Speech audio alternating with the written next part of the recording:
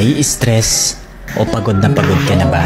Gusto ko lang ipaalala sa'yo na kahit gaano ka ka-stress ngayon, wag na wag kang sumuko sa mga pangarap mo. Kailangan mong tandaan parati na magtiwala ka sa progress na nangyayari sa buhay mo. Kahit alam ko na minsan sobrang hirap at sobrang nakakapagod na din talaga. Magtiwala ka sa kakayahan mo. Ang dami mo nang nalagpasan na mga malalaking problema dati. Ngayon ka pa ba susuko? Patuloy ka lang na lumaban. Kung pakiramdam mo ngayon na nahuhuli ka na sa buhay, siguro dahil nakikita mo yung mga kakilala mo o yung mga kaibigan mo pakonti-konti may na-achieve na sila. Parati mong tandaan na lahat tayo ay may kanya-kanyang timeline sa buhay. Hindi ka nahuhuli at hindi ka rin naman nauuna.